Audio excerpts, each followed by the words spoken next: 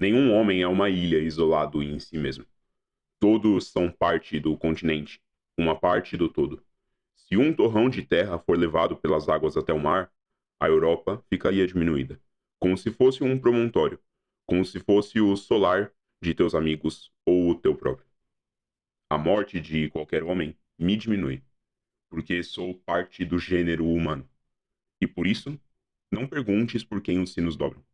Eles dobram por ti. Cara, é engraçado. Lá no Segredo na Ilha, quando a gente teve a primeira aparição de Tenebres, eu fiz exatamente esse comentário. Como assim que surgiu essa parada dos sinos de Tenebres, eu não pude não ligar os pontos e pensar ao mínimo numa referência. Pra quem acompanha esse canal sabe que eu sou maluco por simbologias, né? E tentar encontrar significados em outras coisas, porque é assim que eu também gosto de contar histórias. Por quem os sinos dobram, esse texto fala muito especificamente sobre essa parada de qualquer morte, qualquer mudança, mínima que seja, modifica o mundo como um todo. E a gente tem visto isso desde o início dessa história de ordem paranormal como um todo, como qualquer falta de um ser, né, seja ele um ser que combatia o paranormal ou não, se fosse uma pessoa inocente ou uma pessoa que nem teve contato com o paranormal, como essas pessoas fazem a diferença, né? E Kian não queria tirar só um grão da terra, né? Ele tiraria o solo como um todo. O texto basicamente diz que a falta de uma única pessoa já diminui o território humano, né? Já diminui aquilo que é real e visceral para nós. Se a gente fosse fazer algum tipo de analogia, dá para imaginar que talvez os sinos de Tenebres, eles são e a própria cidade, né? A cidade impossível, a primeira manifestação da realidade, né? Pode ser que seja para lá onde essas pessoas vão, ou de alguma forma a gente tenha alguma relação de mediação. Aquela mediação que garanta que o solo não se perca nunca. Aquela relação que faz talvez um papel ainda maior do que as próprias máscaras de manter o equilíbrio, né? Aqueles que ditam as regras, aqueles que coordenam as coisas. Talvez o Hexatombe não tenha dado certo em outros momentos por faltar algo, mas ao mesmo tempo a gente sabe que existe a possibilidade dele ter acontecido, né? Dentro desse próprio episódio 5, a gente tem uma confirmação, entre aspas, de que pode ser que sim, tenha acontecido um Hexatombe que deu certo, e a gente só não tem notícias sobre. Mas por quê? Tudo que parece que é retirado, assim, da realidade, né, que é meio censurado, parece ter sempre a ligação direta com o Tenebres. E agora a gente tem uma ligação direta, uma amostra de que Tenebres, como já esperado, estaria presente em Hexatombe, mas nós só não esperávamos ter alguém de Tenebres. Vamos falar muito sobre isso depois. Mas eu quis trazer isso na nossa introdução, porque aqui a gente iniciou esse episódio já com o sino logo de cara pra gente, né? E representando a coroa de espinhos, né? Representando o martírio, representando o... todos os aspectos que trazem o sangue para uma racionalidade, né? Aquilo que é impossível. E bom, se todos nós somos parte da realidade, talvez Tenebres faça parte de nós também. E talvez nós tenhamos também uma parte no paranormal, né? Se a gente fosse falar, aí já estamos falando de espiritualismo, é a parada do duplo etéreo, né? A existência do algo do outro lado que pode representar ou pode ecoar a sua existência entre uma realidade carnal, né? Então, só uma aspas aí que eu queria deixar para a gente poder abrir esse vídeo, mas eu acho muito interessante como por quem os sinos dobram bate bastante com a história que a gente tem tido, é claro, né? A associação óbvia de sino, mas assim, a questão dentro dessa história de agora, por quem os sinos dobram, é muito específico, né? Os sinos dobram pelos sacrifícios que se vão, se dobram pelos conflitos que se resolvem, e talvez eles venham a dobrar uma última vez por aquele que será o verdadeiro herdeiro e legítimo herdeiro da relíquia de sangue, o próximo diabo. Esse foi um episódio muito interessante, teve bastante briga, bastante combate, né? Muita ação, mas ao mesmo tempo teve bastante roleplay. Dessa vez a gente vai fazer um pouquinho diferente. Eu vou comentar um pouco mais sobre a história dentro do roleplay. Eu não costumo comentar muito sobre o próprio roleplay, falar mais das interações, mas tem algumas coisas dentro do roleplay e das mecânicas que eu acho que vai ser bem legal da gente discutir dentro desse vídeo. Isso à parte, eu não vou falar especificamente sobre o combate, eu posso eventualmente falar sobre as mecânicas, se alguém tiver interesse, né, que eu fale sobre. A gente pode trocar uma ideia, eventualmente a gente vai fazer um vídeo, o Papão vai estar aí exatamente para isso, pra gente poder falar sobre essas coisas. Mas aqui eu quero falar única e exclusivamente dessa história. Porque esse foi um episódio que, apesar de ter muito roleplay e ser um episódio extenso, a gente tem, entre aspas, tá? Pouca lore jogada pra cima da gente de forma explícita. É muito interpretativo e tem muitas nuances no meio desse episódio. É um episódio muito Mr. M, tá ligado? Então, eu acho que aqui é um momento legal da gente começar a mergulhar e a gente vai fazer uma parada diferente desse episódio. Quer dizer, diferente, né? A gente fez isso meio que no último episódio também. Nós vamos separar as narrativas. O grupo se separa novamente, dentro ainda desse primeiro dia, desse segundo dia, na verdade, né? O mesmo dia do episódio anterior. E a gente vai seguir os dois grupos de forma separada. Então, vamos direto pro vídeo. Esse é um vídeo que, inclusive, eu não vou usar tanto assim do painel. Vou usar só um pouquinho de vez em quando. Mas a maior parte vai ser a gente trocando ideia, porque não teve, por exemplo, muita documentação, muita coisa pra gente poder analisar. É mais, como eu disse, as conversas. A gente inicia o episódio exatamente onde a gente terminou, quando no finalzinho do dia 2, durante a noite, o grupo se reúne e o Mosto aparece chamando o Colosso pra chincha. Ali no meio daquela discussão, o sino toca e as intenções parecem se misturar e um conflito precisa ser resolvido. Aqui eu já vou falar especificamente que essa parada dessa mecânica de conflito tem diretamente relação com os sacrifícios, tá? E a gente vai falar isso na hora que a gente chegar num ponto bem específico no meio dessa história. O grupo ainda tá todo dentro da casa. O Jai e o Labirinto veem que o lampião tá aceso lá em cima para poder ir ajudar o Cristino e tentam convencer a levar a briga do Mosto com o Colosso lá pro Cristino. A gente vê que o Giovanni e o Nando vêm logo atrás. Vocês conseguem ver, se aproximando um pouco rápido, outras duas pessoas. O Giovanni e o Nando, o sacrifício dos transtornados. E por interferências, o Jai e o Labirinto acabam não conseguindo convencer o Colosso a não cair na briga e eles precisam partir para ir ajudar o Cristino para não perder essa brecha, porque o Cristino pode ser de grande ajuda. A gente só vai falar sobre Jai e Labirinto na outra parte do vídeo. Agora, a gente vai ficar 100% dentro da casa, porque a gente tem o conflito para resolver. A minha vingança! Vingança de quê? Dalmo, você, ao escutar isso e olhar pra ele, você começa a sentir um cheiro familiar. Um cheiro de sangue e suor te preenche. Habitar um corpo que não te pertence tem consequências. Um corpo manchado pelas cicatrizes que não podem ser desfeitas. Você, Dalmo, se encontra mais uma vez na imensidão do fluxo do outro lado. Você é só alguém, mas as vozes não param de sussurrar as verdades. O cheiro de sangue e adrenalina te preenche. Você escuta gritos abafados ao seu redor, o clamor, a glória que faz você se sentir vivo. Na sua frente, Colosso, você segura nas mãos a cabeça de mais um inseto que acreditou ser capaz de sobreviver a você. Talvez por estupidez, ou talvez por desespero. Talvez essa fosse a única saída que ele ainda pudesse tentar na vida dele, uma última chance de tentar consertar onde ele errou. Mas isso não importa. O seu motivo é mais importante, é o único jeito. Você precisa salvar ela. Você sente na ponta dos seus dedos o crânio da sua vítima cedendo e desmontando. Os gritos finais de agonia, abafados pelo clamor de euforia da plateia ao seu redor. Apostas sendo finalizadas, o dinheiro sujo passando de uma mão para outra, enquanto o corpo imóvel desliza das suas mãos para o chão. Até você olhar para o chão. O som da arena desaparece. O corpo estirado no chão. Uma faca com sangue nas suas mãos. O rosto desfigurado do seu pai. Era o único jeito. Você precisava salvar ela.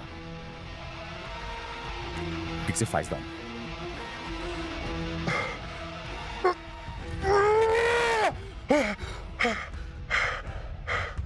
Dalmo, você tá bem? Dalmo? Dalmo, Eu lembrei de tudo. de tudo? Tudo o quê? Você olha pra baixo, Dalmo. Você vê o Colosso encarando você de volta. As suas intenções e a do Mosto estão em conflito. A coroa de espinhos clama por uma resolução. A trocação sincera entre os dois começa. Colosso, até um certo momento, né, o Dalmo ainda, tá tentando manter a conversa, mas na hora que o Nando usa o poder dele, né? E aqui a gente já pode colocar uma linha muito específica de que o poder dele é só mais um indicativo de que ele é pelo menos um pactuado com o diabo, tem uma ligação direta com o diabo, o nome do poder dele já deixa muito claro isso pra gente, mas ele tem toda a animaçãozinha, né, do efeito lá do ritual. Aliás, todas as cinemáticas desse episódio são lindas, eu vou fazer questão de colocar elas na tela enquanto eu estiver falando de vez em quando, pra poder mostrar, tá tudo muito bonito, muito lindo. Mas depois da provocação do Nando, o Colosso nem pensa duas vezes. Ele veste sua máscara e a gente vê uma cena simplesmente incrível. E, novamente, eu vou dizer, tá? O Colosso, ele é o personagem mais forte fisicamente de Ordem Paranormal. A gente só não teve as rolagens e a utilização da mecânica completa pra poder comprovar isso. Mas eu acredito que sim. De todo mundo que a gente já viu nessas temporadas até agora, fisicamente, o Colosso tem o potencial pra ser o personagem mais forte. Quando eu vejo que ele deu mais um passo, eu pego assim, eu levanto minha mão, assim, olho pra ele. Aí fujo e... Você vai sair correndo. Bora, rapaziada, bora! E o labirinto e o Jai vão junto. Eu olho pro Dalmo. Dalmo, vamos pra esquerda da casa. Ok, vocês vão meter o pé. A gente vai dar a volta na casa pela saída lateral. Vamos lá. E a gente quer levar o Dalmo na direção do lampião. Vamos lá, Dalmo. O Nando vai usar a habilidade dele em você. Ela chama Arrogância Diabólica. Ele vai te desafiar a fazer uma coisa. Eu acho... Ele não parece o mesmo. Eu lembro de quando você era um lutador de verdade. Dá um teste de vontade com presença pra mim, por favor. 18 mais 23, porra! 25. Ah! Dalmo, ele fala isso. Você dá uma engasgada. Você sente quase como se fosse de uma vergonha quase física passando pelo seu corpo de fugir de um combate. Você nunca fez isso antes. Você pode fugir se você quiser, mas você vai tomar um dano relevante de ponto de determinação. Se eu fugir. Se você fugir. Tá. Dalmo, pensa na sua família, Dalmo. Dalmo, vem com a gente. Covarde! Tá, suave. Eu coloco a minha máscara e vou... Você coloca a máscara... Caralho! Você tá O quê? Quando você bota a máscara, o Nando... Yeah! Agora sim, bro! E vamos nessa. Puta merda, mano. Dalmo.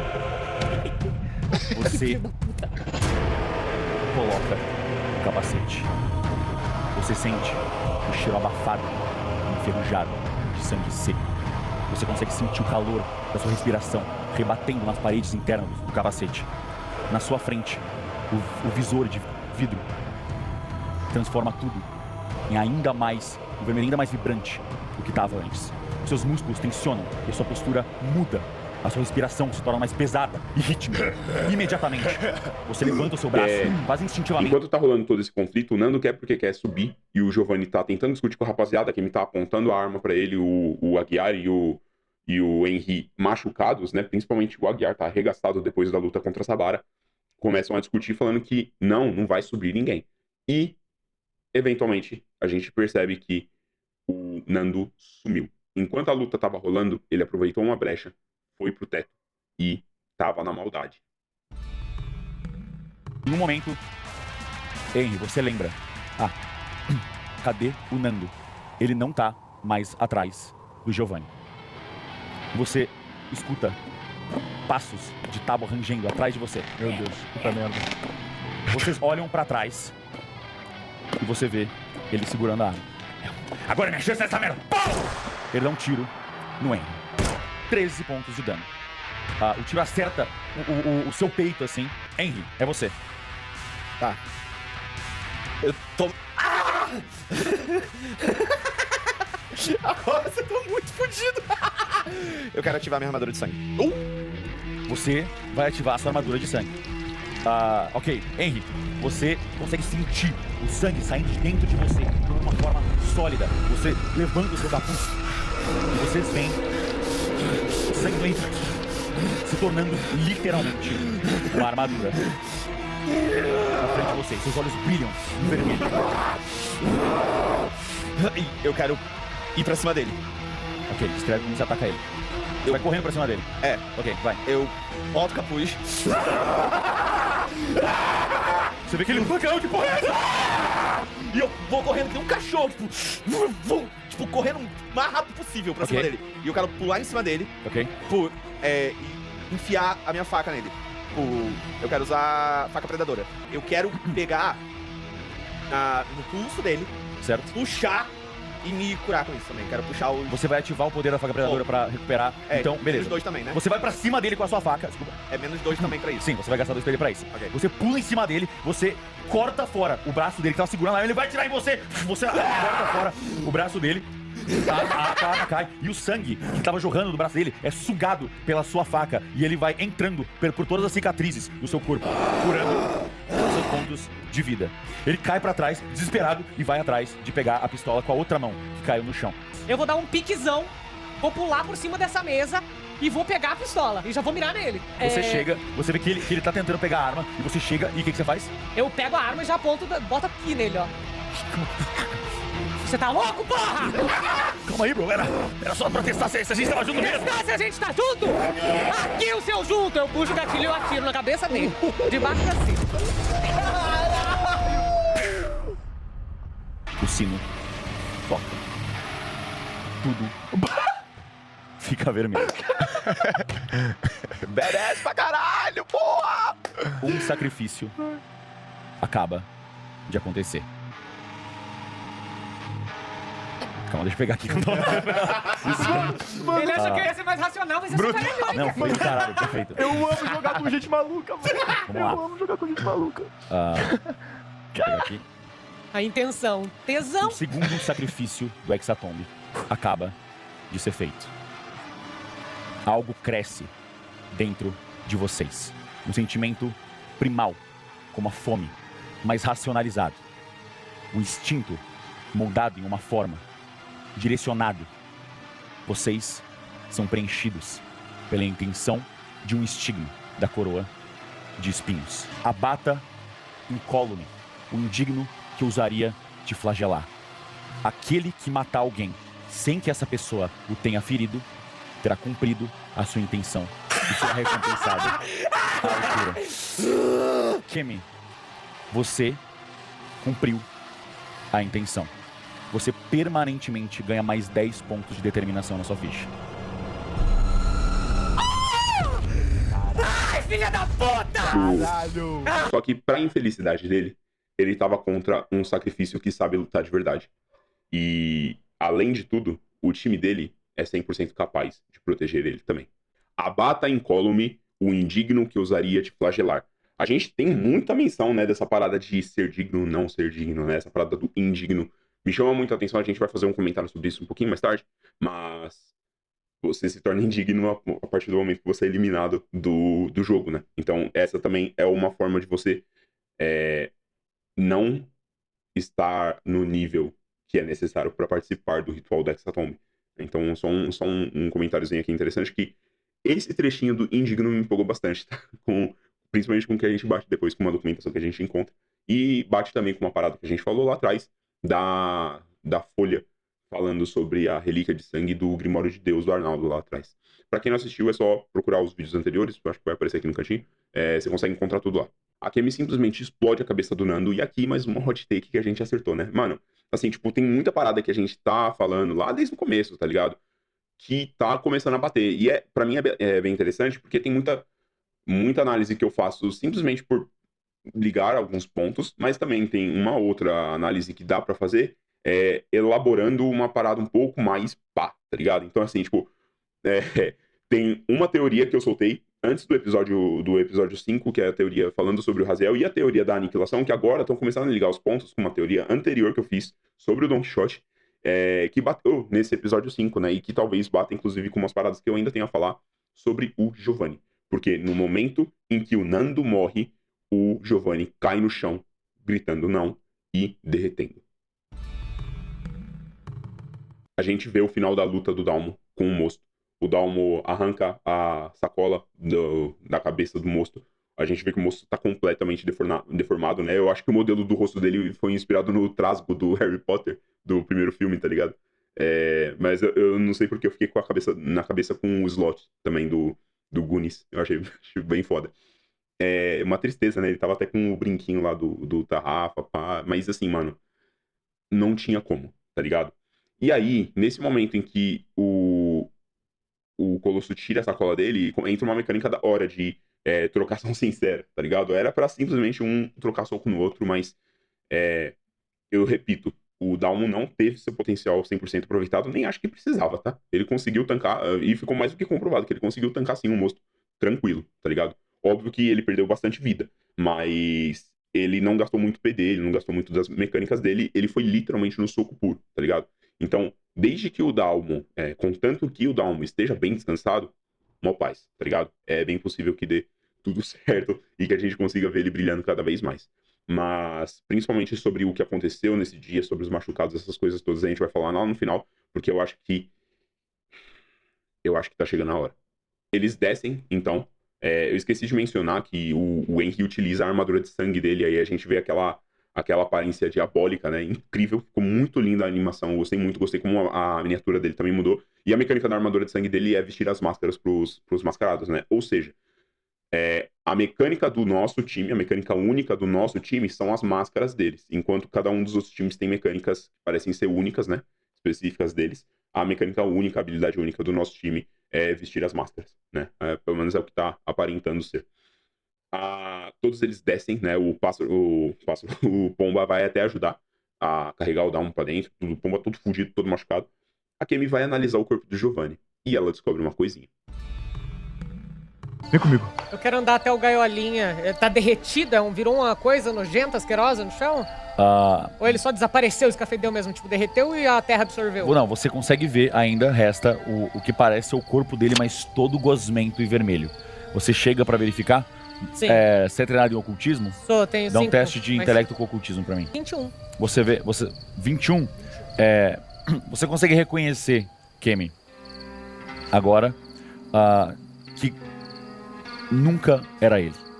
Ele tava, isso aqui era claramente só um manequim de carne. Ele tava em algum outro lugar, projetando como se fosse uma ilusão a forma dele aqui. Vocês percebem que ele tava sempre se movendo estranho, falando um pouco esquisito demais. E agora faz sentido. O Giovanni que vocês viram talvez nunca tenha sido real. A única vez que ele parecia um pouco diferente foi na balada. No Demônica Club. Filho da puta! Vocês não sabem? Tem algo aí? Esse corno não era ele de verdade. Essa porra era um fantoche, um manequim. Ele deve estar escondido em outro lugar. Por isso que ele era esquisito. Eu sempre tive um pé atrás com esse filho da puta. Ele tá escondido em algum lugar, esse arrombado. Ele não morreu. Aquele corpo nunca foi o Giovanni. Eu vi que tem gente que ainda tá tendo uma dificuldade pra conseguir entender, tipo, mas como que isso funcionou? O que aconteceu? Basicamente assim, existe um ritual do invólucro de carne, se não me engano o nome, e que ele permite que você consiga fazer uma manifestação de uma cópia sua, tá? Mecanicamente, não funcionaria o ritual por si só, tá? Mas a gente vai falar especificamente do Giovanni daqui a pouco. Eu vou fazer a ficha do Giovanni, tá? Pelo menos estipular algumas coisas que talvez tenham dentro da ficha dele, ou pelo menos no conhecimento dele, simulando também como se ele fosse um personagem, tá? A ficha de NPC funciona completamente diferente de ficha de personagem. O Sebut já deixou muito claro que ele faz fichas únicas para os NPCs desde o começo de Ordem, habilidades únicas, mas eu vou mostrar como sim é possível o Giovanni tá fazendo tudo isso estando à distância, beleza? Mas assim, isso aqui também comprova uma outra parada que eu tô falando desde muito tempo, que o Giovanni é extremamente forte, que não se pode dar por resolvido o conflito com ele, tá? O Giovanni é um cara muito perigoso. Eu tô falando isso desde a primeira review, tá? O Giovanni é um cara muito perigoso, da primeira review que ele apareceu, no caso. Tá? O primeiro episódio não teve o Giovanni. Mas eu também tenho certeza que esse cara vai ser... ele vai ser o final boy da rapaziada deles, tá ligado? Tenho certeza que ele vai estar lá no finalzinho. Vamos falar mais tarde sobre ele. Porque depois de todo mundo se reagrupar, deles pegarem lá botar ele lá pra dentro, começarem a se tratar das feridas, etc., a gente tem algumas interações com especificamente o Pomba. Eu vou pular a maior parte dessas interações. Teve um momento em que a Bea faz uma interação linda com ele, que me fez honestamente chorar, tá ligado? Eu chorei forte, forte mesmo. Me quebrou as pernas. Mas tem uma parada que me chama muita atenção de algumas das coisas que ele fala. Primeiro, o papel. O Pomba conseguiu decodificar as informações que o Corvo tinha separado. O corvo que ele deixa a gente saber que era o, óbvio, a gente já tinha imaginado, né? O ocultista do time dele. E o corvo foi responsável por, então, conseguir essas informações sobre o que é o ritual, como funciona o ritual. Tem uma regra que ainda parece estar meio confusa pra gente. Mas, assim, aqui eu vou falar sobre o novo papel e, eventualmente, eu vou fazer um vídeo curto, talvez, um corte pra gente poder falar sobre as regras do Hexatomb completinhas agora dessa vez, beleza? Então eu vou ler aqui uma por uma das novas regras. Não, nova regra, tá? É clarificação sobre o bagulho. Vocês entenderam? Cada equipe tem um sacrifício. Um cordeiro. Aqui a gente já bate com a simbologia bíblica que a gente já esperava dessa parada toda, desde que a gente ouviu o nome coroa de espinho. Mas a simbologia bíblica tá ficando cada vez mais forte, a gente vai falar sobre isso depois. Cada equipe tem um sacrifício, um cordeiro marcado por um estigma da coroa de espinhos. Então, marcado por um estigma da coroa de espinhos. Esse coroa de espinhos a gente sabe que é o lugar, mas também é como se refere ao sino, tá? Então, ainda fica um pouquinho em aberto para a gente conseguir entender, mas eu tenho algumas suposições aí sobre o que realmente significa, pelo menos em simbologia, assim, os estigmas dos sacrifícios, tá? Deve morrer um sacrifício por noite. Com a sexta noite sendo banhada pela lua de sangue, apenas 6 podem realizar o sacrifício final, certo? Aqui mantém a mesma coisa. Apenas 6 podem realizar o sacrifício final. O sacrifício tá dentro dessa conta, né? Mas pode ser que tenha um sétimo elemento aí no meio.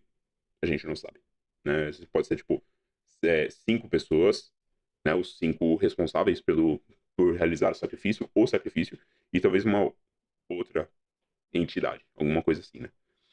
Mas, assim, tá bem explícito, tá? Com a explicação do Giovanni, ele diz: apenas 6 podem realizar o sacrifício contando com o sacrifício. O Giovanni fala isso quando ele tá lá dentro do Demonica Club, mas ele pode estar omitindo alguma coisa, tá? Eu ainda tenho a impressão de que um sétimo elemento ainda vai ter envolvido nessa parada. Aqueles que perderem seu sacrifício ou abandonarem a coroa de espinhos serão marcados como desertores. A gente já tá vendo as consequências de ser um desertor no Pomba, né? O Pomba tá sofrendo pra caralho com essa parada.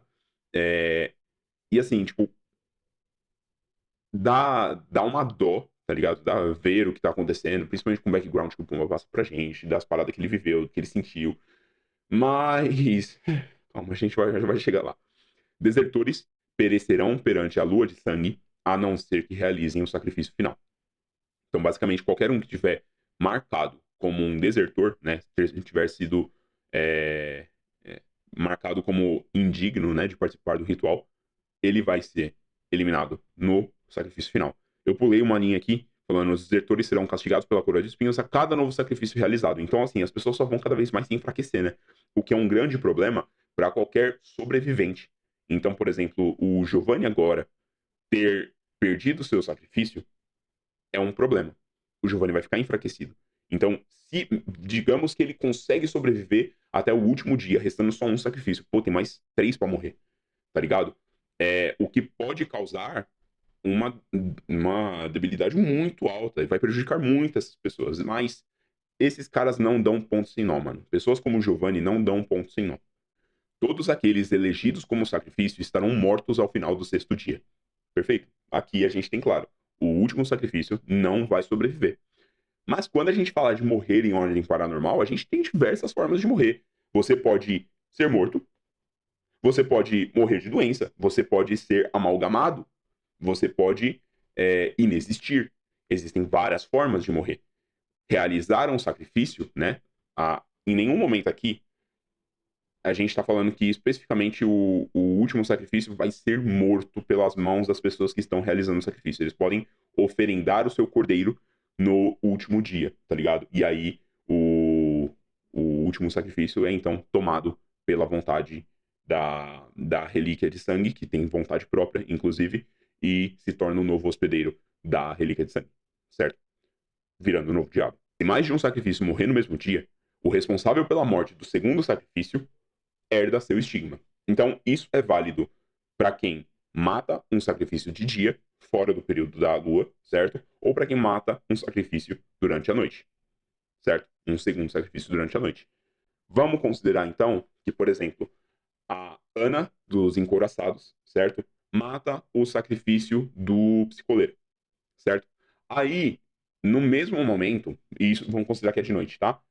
No mesmo momento, Alguém que sobra dos psicoleira, vamos dizer, sei lá, o Caio dos psicoleira, mata o sacrifício dos encoraçados. Logo em seguida, tá? O Caio vira o novo sacrifício, certo? Daquele estigma. E aí, quem sobrou dos encoraçados são obrigados a proteger o Caio, tá? Mantenha isso em mente. Se um segundo sacrifício tirar a própria vida no mesmo dia em que outro sacrifício já foi realizado, um novo sacrifício digno será elegido pela coroa de espinhos. Esse aqui é um momento em que você não tem como redirecionar diretamente a quem realizou essa morte, né? A quem fez isso.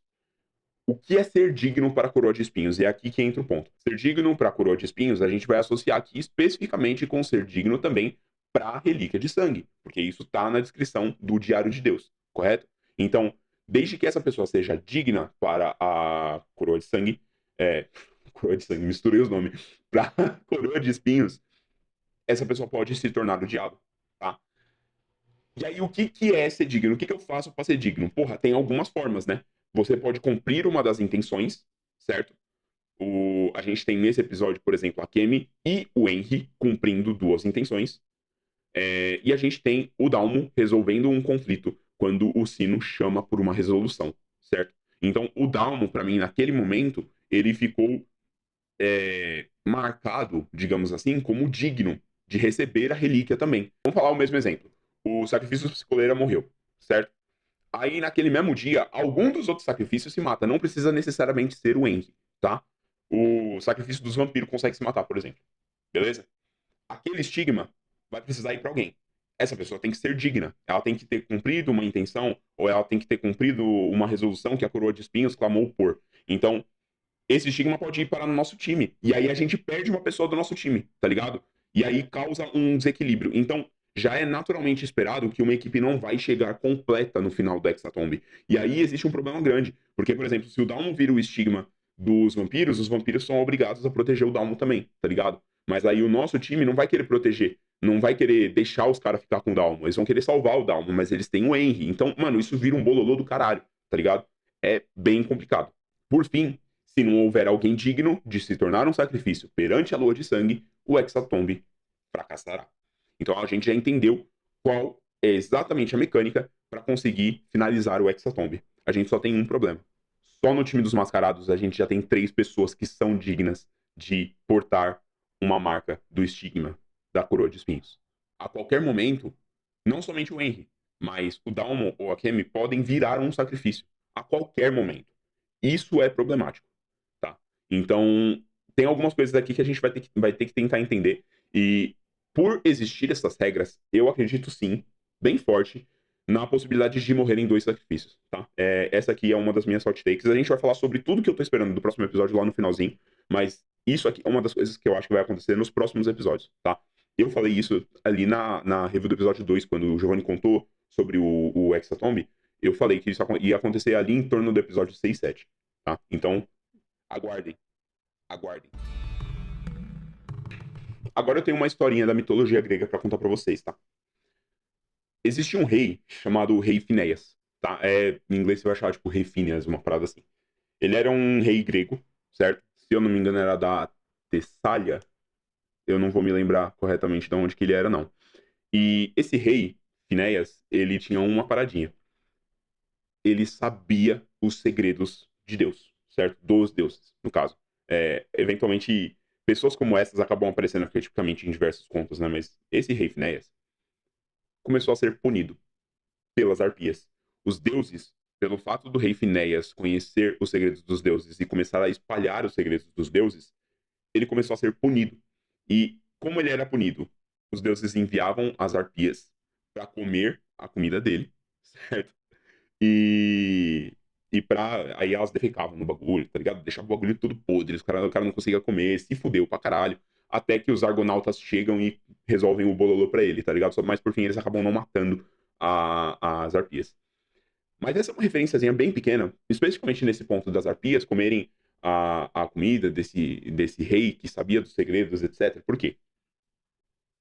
Não dá pra confiar 100% no Pomba. Não dá pra confiar nem que o Pomba é o Pomba. Tá? E isso é um bagulho assim, é um dos momentos chapéu de alumínio dessa review, porque essa review vai ter muita brisa, tá? Eu não acho que o Pomba é inocente. Isso a gente já tinha certeza, tá ligado? Pra estar dentro do Hexatomb, mano, você não é uma boa pessoa, tá ligado? A gente descobre nesse bagulho que eles roubavam umas paradas, pá, firmeza. A gente não sabe de onde eles vieram, não tem nada muito específico sobre. Mas, mano, ouve esse discurso aqui do Pomba. O que você faz quando você não tem nada? Você chora, Ou você acha alguma coisa pelo que lutar? você sofre, e depois você aprende a lidar com a dor. Você se vinga.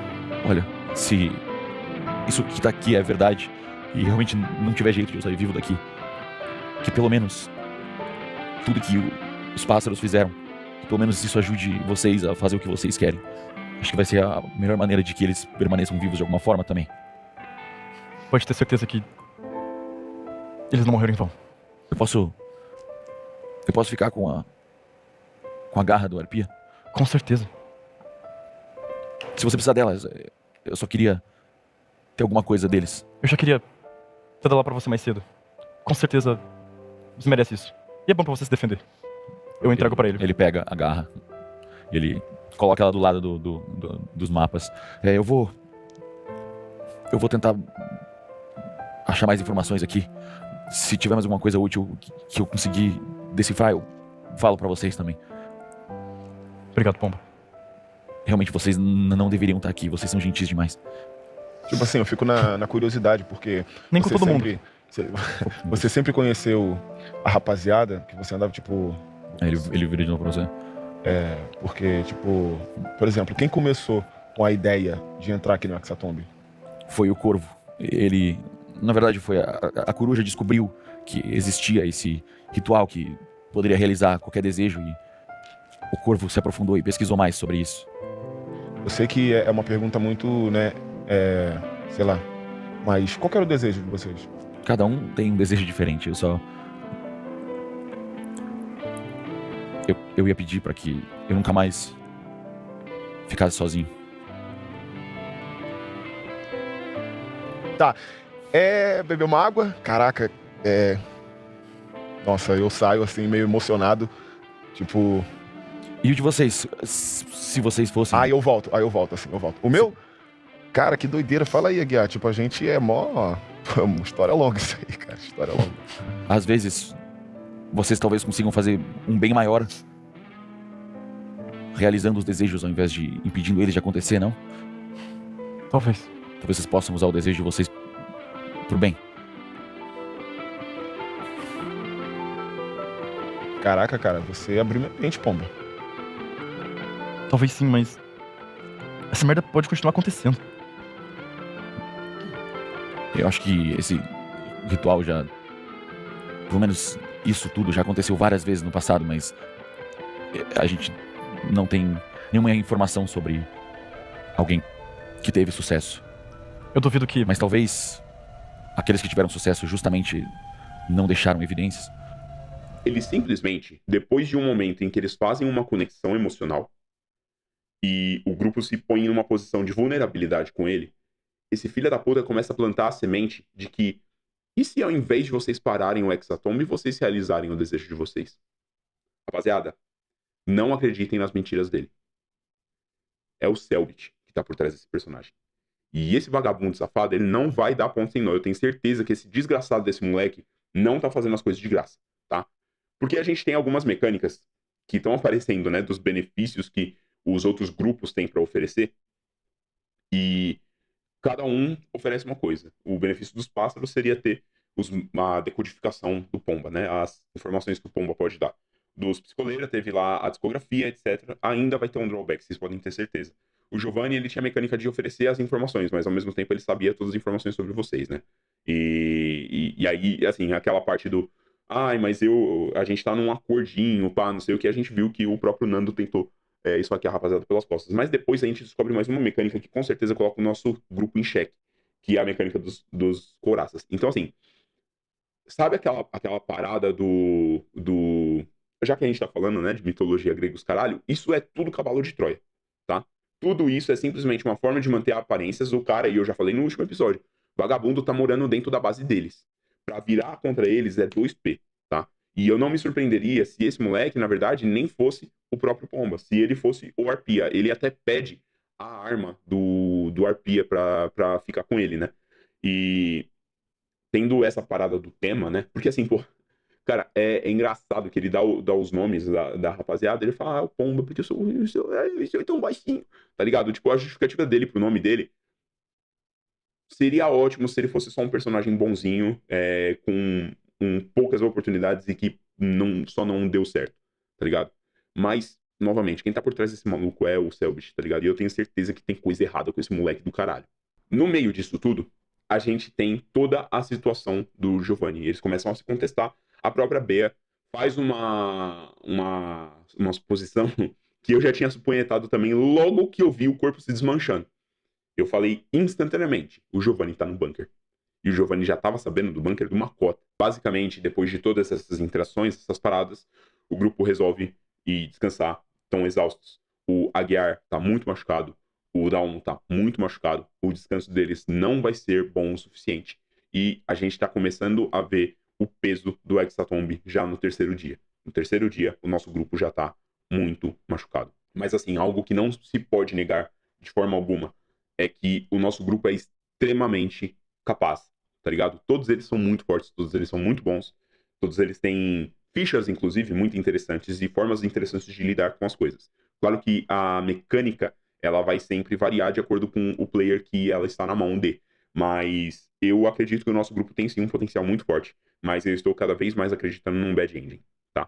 Pelo menos em algumas perdas aí pelo caminho. Mas a gente também vai falar sobre isso daqui a pouco. Porque agora a gente tá chegando perto do homem mais gostoso de Ordem Paranormal de novo.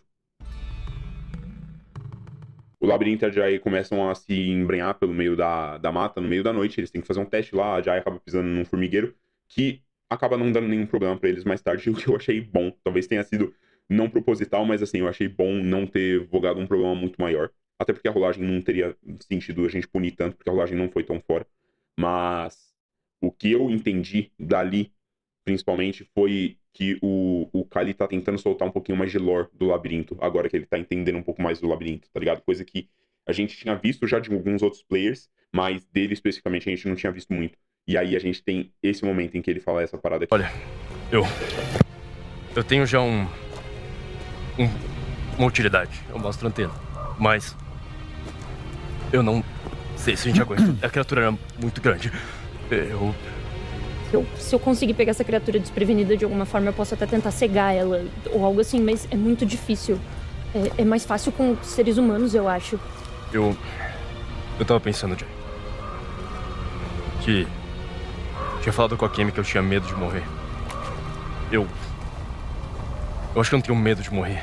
Eu acho que eu tenho medo do que eu vou deixar. Você não vai deixar nada porque a gente vai sair junto dessa. O Labirinto já então chegam no Cristino que já tinha visto eles, inclusive. E eles se desculpam, né? Porque eles só estavam com 2, o Cristino esperava por 3. O cara fala, não, tá tranquilo, eu só não queria lidar com essa parada sozinho. Mais tarde a gente entende o porquê. Quem já tinha lido a ficha do Kimbungo também já entenderia o porquê. Mas a gente segue o Cristino pela mata, enquanto o Labirinto faz algumas perguntas pro Cristino, pra gente entender um pouco mais sobre ele. Porque ele tá olhando. Ele tá com a lamparina dele acesa também, então vocês conseguem enxergar com facilidade. Há quanto tempo você tá aqui? Eu cheguei nesse lugar assim como vocês, ontem mesmo. Mas eu vim pra cá a pé mesmo. A pé? Eu sabia pra onde eu tava indo. Mas você não é de nenhuma equipe ou coisa do tipo, né? Eu já disse que eu não me importo muito com isso. Esses joguinhos eu vou deixar pra vocês. Eu não gosto de me intrometer na vida dos outros. Assim como eu não gosto que se intrometam na minha. Mas o que você procura tanto que é tão importante para ti? A minha família era desse lugar aqui. Mas eles saíram daqui quando eu ainda era muito pequeno. Meu irmão tentou vir pra cá muitos anos atrás, mas ele não conseguiu alcançar a promessa. Agora é a minha vez. Mas pra isso eu preciso pegar o que é meu de volta. Eu sinto muito pela perda. Você pode pelo menos dizer pra gente qual é o aspecto do que você procura? É mais fácil pra te ajudar. Quando chegar a hora, eu mesmo vou pegar. Eu só preciso que vocês me ajudem a incapacitar o Lazarento. Por quanto tempo? Já que vocês estão fazendo pergunta, eu também quero saber algumas coisas de vocês. Pode perguntar. Por que de acho que vocês estão aqui? Você quer... E o que vocês pretendem conseguir chegando no final desse lugar? A gente quer parar esse lugar. Ele para. Como assim? A gente quer... Eu olho pro Jai assim enquanto ele tá falando. Eu aponto eu faço assim com o símbolo nas costas dele. Ué. Você tá aqui e não era pra você tá? Eu tô onde eu devia estar e eu sei pra onde eu quero ir. Como assim vocês querem parar esse lugar? A gente não sabe ainda o que a gente quer fazer. Vocês vieram pra esse lugar sem nenhum motivo? Me parece Eu insanidade. não lembro o motivo. Nem eu. Olha, isso pode até ser verdade. Mas eu também acredito que no fundo, lá no fundo mesmo, vocês sabem o que vocês verdadeiramente querem. Mesmo que não tenham coragem de abrir essa porta ainda. A religião que você tinha falado, é a que tá nas suas costas? Eu nunca disse que eu acredito em uma religião. E ele continua caminhando. Então qual é a sua relação com esse símbolo? Ou esse culto ao serafim. Ele segue em silêncio, caminhando. Sabe, um Ele do não nosso... parece estar muito longe. Um do nosso grupo tem uma pequena estatueta. Em formato de serafim ou o quê? Não é difícil de encontrar, tem em todo lugar. Você já ouviu falar no nome do Sr. Veríssimo? Perito. Não. Era pra ser alguém importante? Não. Não. Sei. Eles continuam caminhando. O Cristino é da Coroa de Espinhos, é nativo da Coroa de Espinhos, pelo menos a família dele é. Ele diz que a família dele saiu de lá há algum tempo. Uma das coisas que pode ter acontecido é essas pessoas terem passado para Tenebres com o Hexatombe que talvez tenha dado certo do Lucas Davo, tá? Em que o Lucas Davo pode, por exemplo, ter assumido a coroa de espinhos, a relíquia de sangue.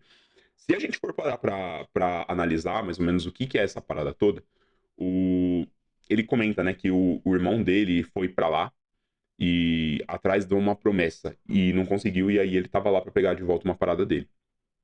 Eu acredito que a promessa seja alguma coisa, já que a gente tá nesse tema tão bíblico, né, pode ser tipo a terra prometida ou alguma coisa do tipo. E o que ele busca talvez pertencesse ao irmão dele, né, e ele tá indo buscar de volta pra dar continuidade no que o irmão dele não pôde fazer. Mas, eventualmente, o Labirinto até pergunta, né, se ele tinha familiaridade com o Veríssimo, alguma coisa. A resposta dele é meio sus, mas ele diz que não. Eu prefiro ficar com o não por enquanto. Mas se a gente fosse bater ali, mano, o tempo de vida ali dele, se ele tá na casa dos 40 e tantos anos, ele seria uma criança na década de 80, tá ligado? Que é quando tem aquele Veríssimo antigo, que a gente vê no Sobreviver no Horror. Mas também tem algumas outras coisas que a gente pode supunhetar, tá ligado? Porque, tipo, o Veríssimo, ele entra pra ordem nos seus 20 e tantos anos também. Que seria mais ou menos o período em que o Cristino seria uma criança. E aí, talvez, nesse período, ele teria lembranças. Mas é estranho, né? A gente imaginar que o Cristino, ele não estava vivo na época em que as coisas aconteceram na Coroa de Espinhos. Talvez o irmão dele estivesse vivo e ele só esteja dando continuidade no que a família dele quis. Ou... E aqui é a minha suposição principal. Se o Cristino realmente vem de Tenebres, pode ser, especificamente, que as pessoas parem de envelhecer em Tenebres. Ou em Tenebres o tempo passe muito mais devagar. E aí, por conta disso, considerando o todo, em 66, quando rolou aquela parada toda e as pessoas da cidade ou morreram ou sumiram, né, foram varridas, talvez elas tenham sido levadas a Tenebres. E lá pararam de envelhecer. Por algum motivo, o irmão do Cristino saiu de lá, talvez para caçar o Kimbungo, ou talvez pra resolver alguma pendência, ou talvez até, não sei, mano, tá ligado? A gente não sabe de como se originou a criatura Kimbungo, mas pode até ser ter nascido do irmão dele. O que eu acho bem difícil, porque a gente tem traços animais ali e pode só ser uma criatura invocada, né?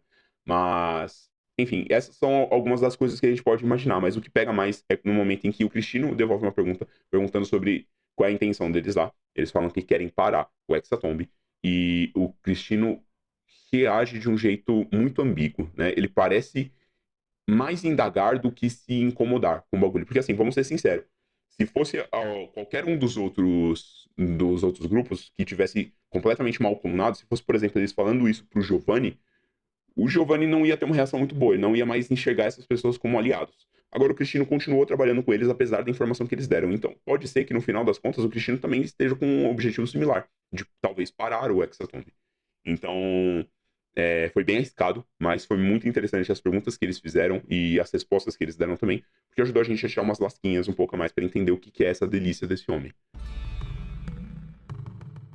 Mas a gente chega no Kimbungo, e aí eles precisam começar a distribuir lamparinas, enquanto o Cristino está preparando Marapuca. Eles optaram por fazer essa abordagem um pouquinho mais furtiva, porque senão ia todo mundo bigodar, né? Ainda mais em 3.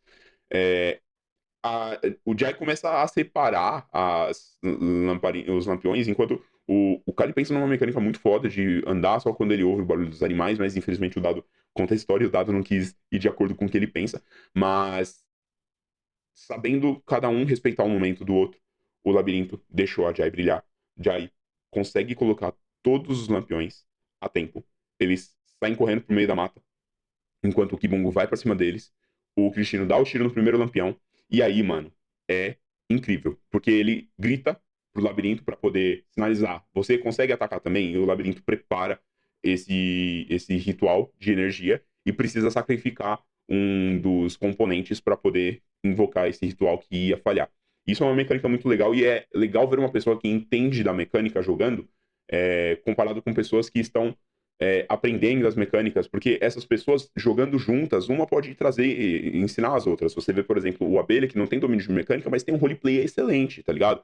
O próprio Cereal não é o melhor de todos em mecânica daquela mesa, mas ele se entrega muito no roleplay, tá ligado? Aí a gente cai pro lado do Kali, ele já é um cara que não faz tanto esforço para entender da mecânica, porque ele tem um domínio bom, mas ele consegue manter um roleplay. Então, assim, existem várias formas de você jogar RPG, e você não precisa entender nada para jogar o bagulho. O meu ponto aqui é isso, tá? Você não tem que entender um sistema. Você tem que pensar o que você gosta, elaborar uma ideia e soltar a sua criatividade. É tudo que você precisa. O mestre, e às vezes até os jogadores mais experientes, estão nesse papel de poder ajudar você. Principalmente o narrador, a pessoa mestre, ela tá lá justamente para poder ajudar você a ter uma experiência legal. E isso é divertido para todo mundo, tá ligado? Então, acho que esse é um ponto muito legal. E assim, porra, mas eu me delicio quando eu vejo um jogador puxando ideias de roleplay que afetam a mecânica ou utilizando das regras ao seu favor, sem que o mestre nem tenha que falar nada, tá ligado? O Selbit não precisou deixar ali um subentendido que ele precisava, que ele poderia tentar fazer uma parada. O cara só deu aquele estalo e falou, mano, e se eu fizer isso, tá ligado? Então isso eu acho muito foda. Ele consegue invocar esse ritual, ele solta um Leigan pela ponta do dedo, e aí, mano, é simplesmente cinema. Ele tá com a cara pronta. Pronto! Vamos! Eu vou tentar com um dado. Um dado só? Um dado Kali. só. Eu confio, Kali. Vamos lá. Vambora. Presença com ocultismo. Tem que tirar acima de 20 pra conseguir conjurar o ritual, né? Eu tenho mais 15. Cara, só não tirar 5. Tirei 3. Kali. Você gasta os seus pontos de determinação. E você... descreve como você não consegue... você tenta pegar os Eu tento componentes, ser manda bala. eu tento ser o mais rápido possível. Eu pego o componente que parece uma bomba. E eu começo a mexer. E eu... Pouco tempo. Pouco tempo demais. Não chega. Labirinto.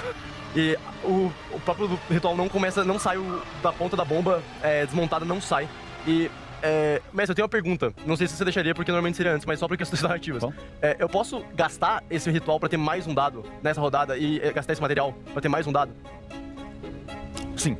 Eu posso? Você não vai mais ter componentes ritualísticos de energia. Eu tenho em casa um telefone.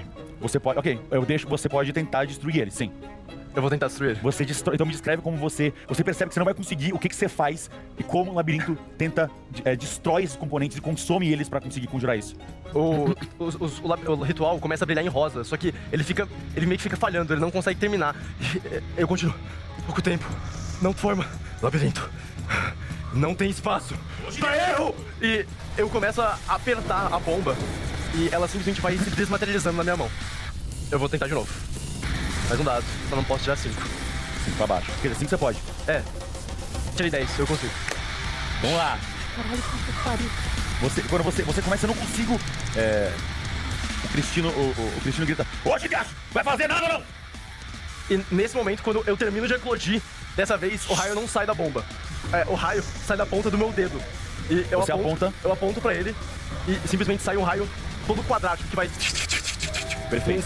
Numa certa... Não espiral, mas todo quadrático em direção ao bicho. Que acerta Quando ele. você lança esse ritual na criatura, o Kibungo tem uma habilidade chamada Instintos Bestiais. Uma vez por rodada, ele desvia gratuitamente de qualquer ataque feito nele. Você vê esse ritual, o bicho instintivamente se joga pra trás. Quando isso acontece, você vê o Cristiano dando um sorrisinho de lado. Ele atira no barril. Uma explosão gigantesca acontece, muito maior, quase como se uma bomba de guerra, um mortar tivesse caído ao lado de vocês. Uma nuvem de fumaça enorme cai e a criatura é arremessada à distância e é arrastada. Ciente da habilidade do Kimbungo de desviar do primeiro ataque, o Cristino, como um bom combatente caçador, dá um tiro na arapuca e simplesmente bombas e bombas. O Kimbungo cai no chão tostado, não tá morto, com certeza, e o Cristino cavoca ali dentro dele e pega um broche. Um broche se mexendo sozinha. O Cristino pega a peixeira dele e vai abrindo, como se buscasse alguma coisa dentro da boca dele. Tá procurando alguém. Cristina, você quer ajuda? Tô só pegando o que é meu de volta. No meio desse amontoado de carne morta, um monte de tripa, um monte de coisa nojenta, parece que tem algo reluzindo. Ele estica a mão pra pegar um pequeno medalhão. O medalhão tem um símbolo muito específico, de um triângulo dentro de um círculo, com outros 4 círculos menores. Ele pega o medalhão, ele encaixa na roupa dele, como se fosse um pin, assim, né? Ele encaixa como uma moeda de honra e coloca no peito dele. Agora vocês entenderam porque eu precisava de mais gente. É melhor a gente ir antes que ele se levante. Você vê que a criatura... O Selbit mostra que ele tem até uma cartinha, né, desse broche de Tenebris. Eu acredito que esse item, ele dê algum bônus, ele dê alguma coisa assim. Pelo menos uma compreensão. Vai ser muito interessante quando o labirinto estiver completamente dentro de suas capacidades, porque a gente não sabe se no momento em que o Selbit fala que o labirinto lembra e reconhece aquele símbolo, se fala mais sobre o labirinto ou mais sobre a pessoa que está no corpo dele. Mas é bastante interessante para mim imaginar o quanto um ocultista como o Labirinto, ciente do Hexatomb, tinha conhecimento de Tenebris, sendo que anteriormente nas histórias quase ninguém sabia o que era Tenebris, né? Pouquíssimas pessoas, nem o próprio Veríssimo entendia muito bem Tenebris, né? Então o Dante não tinha muita familiaridade com isso, então assim, a gente tá falando de pessoas experientes, né? Me deixa ainda mais instigado para tentar entender quem que é o Labirinto em si. Depois que eles fazem toda aquela parada, o Cristino entrega então esse lampião e dá marcha, certo? Esse lampião é o que eles vão utilizar para chamar o Cristino quando eles precisarem, mas eles dão um alerta. Vocês correm, porque esse bicho vai levantar. Eles começam a andar, começam a se movimentar mais. O Kimbungo é mais rápido. E ele se levanta e avança em cima deles. Começa uma cena de perseguição, eles começam a correr. O Larry já tinha preparado um ritual de controle mental e ele utiliza essa parada do ritual de conhecimento em cima de uma criatura de sangue, que geralmente uma coisa deveria anular a outra, né? Se a gente fosse falar simplesmente só dos elementos, né? O sangue consegue suprimir o elemento de conhecimento, mas o conhecimento, ele não precisa necessariamente afetar o mental, né? O conhecimento, ele também tá na manipulação.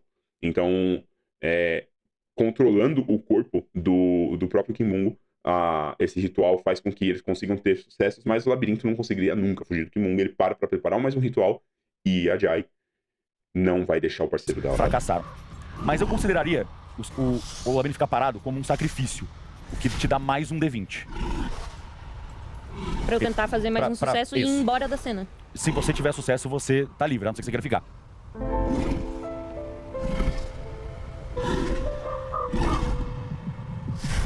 Eu vou botar o capuz. Tá, vamos lá. Caralho. Liga sua intenção assassina na sua ficha. Eu vou ficar com 6 PD. X. O seu rosto, quando você levanta esse capuz, o seu rosto desaparece. Mas um sorriso se revela na sombra. Um sorriso de libertação e ansiedade. O capuz vermelho não esconde quem você é nas sombras. Na verdade, é o contrário. Você sente as suas pupilas vibrando, os lábios tremendo de excitação pelo sabor da próxima vítima. Nas sombras é que você se revela, se liberta. Mas para todos os outros, a única coisa visível é uma marca, um símbolo que te prendeu, te proibiu, a representação de tudo que você não poderia ser ou fazer. Mas agora, você veste a opressão que sofreu. Você se torna o silêncio que te aprisionou. A sua prisão agora é o seu rosto. E o silêncio que te atormentava agora assombra o pesadelo dos outros. O X se liberta. E a gente vê também a libertação do Jai enquanto pessoa. Talvez nesse momento, depois da máscara, e eu acho muito interessante a opção que a Bagi tomou pro roleplay dela daqui pro final do bagulho, de focar nessa libertação e de talvez deixar a persona Jai falar mais alto do que a persona quem era da ordem, tá ligado? E a gente vê uma parada mais extravagante, uma pessoa muito menos contida. O que traz cenas simplesmente incríveis pro final desse episódio. Eu vou falar disso daqui a pouco. Porque eles começam a correr, começam a se preparar. O Labirinto tinha falado que se a Jai colocasse a máscara, ele colocaria também. Mas, por fim, ele prefere utilizar da razão, visto que eles também gastariam PD, essas coisas. E então ia ser um bagulho que ia desgastar eles. E, apesar da Jai querer enfrentar o Kibungo, eles são salvos pelo Gongo no momento em que a gente vê um carro vindo a milhão e atropelando o Kibungo. A proposta dos couraças é muito simples. A Ana oferece uma carona para eles fugirem. E com um timing muito específico, né? É óbvio que, assim, né, um Deus Ex Machina muito bem-vindo, inclusive. Só que talvez já estivesse previsto que isso aconteceria. Porque eles já tinham manifestado essa intenção de levar a rapaziada para conhecer a Escarlata. Ela chega, eles entram todos no carro e ela começa a dirigir e só então eles se tocam que ela não tá levando eles para casa. Eles começam a discutir, se apresentam, ela fala um pouco sobre a Escarlata e ela comenta que ela que pediu que a Ana fosse atrás de pessoas para poder levar para ela conhecer. E, por fim, eles, não tendo outro recurso, acabam aceitando essa carona e a gente chega em um forte gigantesco. Vocês entram nesse desfiladeiro e o carro continua indo numa certa velocidade, ela vai desacelerando aos poucos. E vocês vão percebendo que vocês estão indo em direção a um penhasco. E ela não parece desacelerar o carro. Tá certo? Eu falei que eu ia levar vocês pra minha casa. A casa de você num penhasco? Ela continua com o carro. Você vai chegando pular? cada vez mais próximo do penhasco. Você vai pular dessa porra? Com o carro? Labirinto, segura no puta merda! Tem Eu um boto puta assim, eu merda? procuro se tem um puta tem merda. umas barras que vocês conseguem segurar. Vocês vão ver mais à frente, tem uma placa. A placa uma placa grande, quase um outdoor meio enferrujado. E tem um grande sorriso com no lugar dos olhos 2X. E um sorrisinho amarelo. E uma seta apontando pra baixo desse penhasco. E ela não parece parar o carro. Ela continua. Eu seguro. Eu tô Vocês seguram? segurando e eu tô tipo... Moça, Ela continua. E chegando na beira do moça! penhasco, ela vira o carro e para na beirada do desfiladeiro, quase caindo. E vocês conseguem ver. Puta que pariu, Ana! Lá embaixo, no penhasco, tem um grande cânion. E lá no fundo, parece uma fortaleza de ferro e sucata, com pilhas de veículos empilhados e uma enorme grua que está em constante movimento. Na frente de onde ela fez esse drift, tem um caminho em zigue-zague.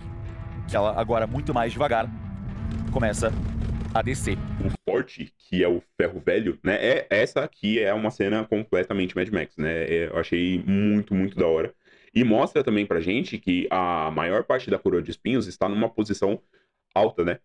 Então pode ser tipo um platô, alguma parada assim. É uma área elevada. O que me intriga com o que o Giovanni, não, o Cristino falou lá atrás, que ele foi a pé até lá.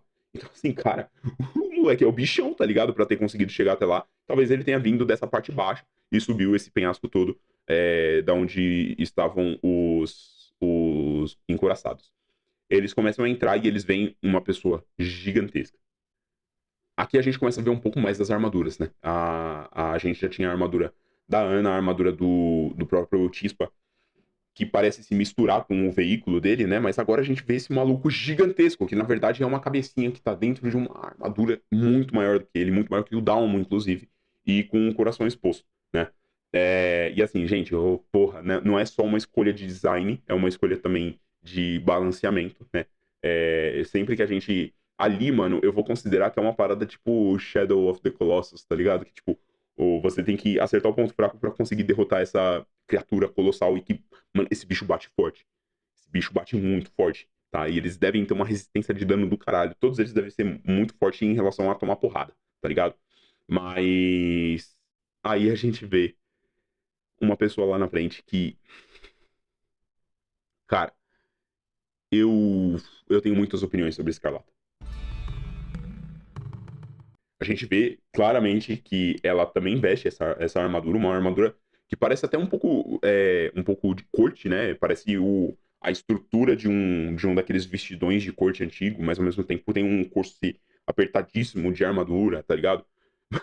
O coitado do sacrifício do lado, com a máscara assim, na cara dele, assim, mano, é bizarro, é incrível. Eu amei todos os designs dessa rapaziada dos couraças. E a partir daqui, esse vídeo já deixa de ser para crianças. Se todo o gore, toda a violência, todas as outras coisas não tinham deixado o bagulho mais 18, agora não tem como.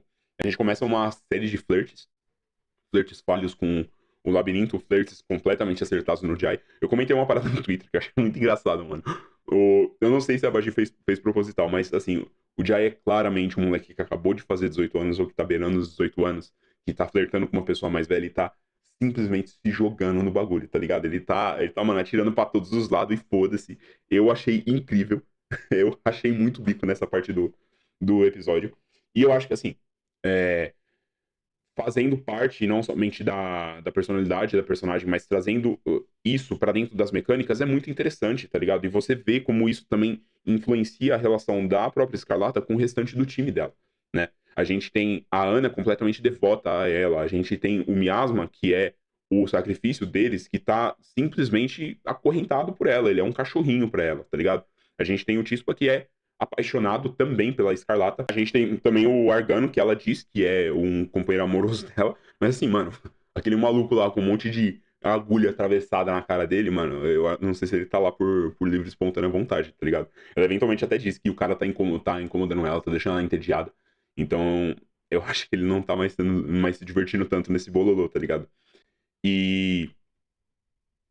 Óbvio, a gente tem o Torvo, e a gente descobre que o Torvo era o marido dela que entregou essa primeira armadura pra ela, trabalhava no museu, talvez ele eventualmente tenha ajudado a extraviar essas outras armaduras, e aí eles vestiram elas. Ela, no meio dessa parada, começa a oferecer, tipo, comida, descanso, bebida, etc. A gente tem uma série de flirts, e a gente vai pular toda essa parte porque é mais roleplay, mas eu quero falar mais sobre as intenções dela em específico. O que dá pra entender da Escarlata, de tudo que a gente observa. Ela é uma pessoa manipuladora. E essas são as coisas que me incomodam nela, mas é o que me incomoda na personalidade dela. E eu acho que é justamente isso que faz ela uma personagem excelente. É completamente proposital que ela seja uma gaslighter do caralho, tá ligado? Ela tá manipulando a Ana como se a Ana também fosse um brinquedinho, tá ligado? E dá muita dó da Ana, infelizmente. Só que, mano, a Escarlata quer que se foda, tá ligado? Ela falou, eu quero tirar a armadura da Ana com o meu desejo. Meu pau. Ou meu cu, enfim, xereca, não vou ser falocêntrico também. Mas assim, mano, papos retos, ela não quer tirar a armadura da Ana simplesmente porque ela é boazinha. Ela quer tirar a armadura da Ana porque a Ana já serve a ela de graça, tá ligado? E a Ana talvez já tenha se tornado um problema porque ela é inútil pra Escarlata. Então, não sei, tá ligado? Tipo, tudo isso é bem esquisito. A gente vê que ela tá claramente disposta a abrir mão de pessoas do time dela pra poder trazer outras pessoas de outros times e a gente pode eventualmente sim ver isso acontecendo, tá? Seria simplesmente magnífico se no final do Hexatomb a gente visse só uma junção, o último time que vai combater o nosso grupo de mascarados é só uma amálgama de todos os restos que sobrou dos outros times, tá ligado? E sendo só os líderes dos times, é tipo Giovanni, Escarlata, Raziel, a Cindy, tá ligado? E todo mundo esculachando todo mundo. Não acho que vai ser, tá? Mas tem umas chances aí de pelo menos um ou outro trabalharem juntos. A gente descobre as intenções da Escarlata também.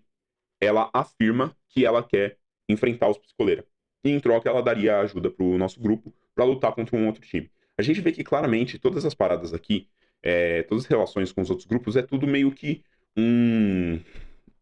uma série de acordos, né? Uma série de pactos que vocês fazem que você tem a opção de seguir ou não, tá ligado? E tem muitas nuances no meio disso. E ela é só mais uma delas.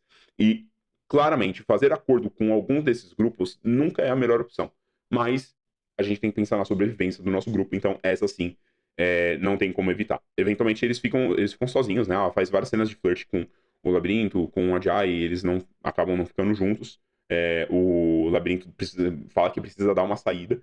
E a gente vê ele indo até o Tispa. Ele tem algumas conversas com o Tispa também, mas uma coisa muito interessante que o Labirinto solta é que ele tem um conhecimento ali sobre carro, certo? Se a gente fosse falar no sentido de uma ficha de um player, a gente vê que o Labirinto, né, tem uma antena, então ele tem um conhecimento, talvez, com tecnologia e tal. Se eu fosse chutar alguma coisa, talvez ele tenha uma origem tipo engenheiro, alguma coisa assim. Ou pelo menos ser treinado em profissão engenheiro e por isso ele conseguiria mexer no carro. Porque a gente tem, inclusive, um exemplo disso, né? A própria Erin no Desconjuração. Mas eu acho que é isso que faria sentido pra dentro do personagem dele, né? Mas eu não sei se isso, por exemplo, pode ser alguma coisa que não é do Labirinto, que é do agente da Ordem, que foi refletido na ficha. Mas aparentemente tudo que a gente tá vendo são as habilidades e as capacidades do corpo, tá ligado? Não de quem habita ele. Então, é só um pontinho interessante no meio dessa conversação toda que a gente teve. Mas a gente realmente acaba voltando com o Labirinto lá pra dentro. E, por fim, eles decidem entrar na tal da mecânica. E vamos falar sobre a porra da mecânica logo. Porque eu sei que as pessoas estão muito alvoroçadas por um bagulho que é completamente natural, tá ligado? O Sexatomb é real. Rapaziada, eu vou fazer uma tangentezinha de malandro aqui. Mano, se vocês assistirem Critical Role, o que aconteceu nesse episódio é family friendly, tá ligado? Tipo, as campanhas do Critical Role acontecem uns bagulho absurdo. E outra, eu digo mais. Num monte de campanha, até das gravadas mesmo, acontece putaria pra caralho, rapaziada. É normal, mano. É um bagulho que faz parte da vida do ser humano. É que tem gente que consegue deixar o bagulho tão esquisito que não consegue fazer. A ponto de que, por exemplo, o próprio Selbit, que não é uma pessoa que é ligada com essa parada, consegue tocar uma cena dessa normalmente, tá ligado? Mas vamos tentar não fazer as coisas serem esquisitas só porque você é esquisito, tá ligado? É bizarro, mano. Mas eu gostei muito dessa parada da mecânica. A mecânica em si é foda, porque é uma troca, mano. É aquela parada. Mano, não vem nada de graça nessa porra desse lugar, tá ligado? A mecânica da Escarlata seria oferecer essa cama, esse descanso pra rapaziada, assim como a gente teve as mecânicas dos outros personagens que eu comentei lá no começo. Isso não é uma troca justa. Você pode ter certeza. Eles curam pra caralho, cura PD, cura vida, mas, como o próprio Selbit diz no final, eles estão apaixonados pela Escarlata. Receberam até uma cartinha, a gente não sabe o que está escrito na cartinha, mas estar apaixonado pela Escarlata pode ser exatamente o efeito de um ritual, o ritual de capturar o coração. E isso aqui vai vogar uma influência muito forte no que vai acontecer no próximo episódio, tá? A decisão pros jogadores não é boa. A decisão de ter dormido com a Escarlata, os dois escolhem dormir com a Escarlata, inclusive, recebem pontos de vida e PD temporário, o que é bom, eles curam bem, se descansaram bem, e os caralho, enquanto o resto do grupo tá fudido lá na outra casa, se alimentaram, beberam, mas vai ter um problemão vindo aí.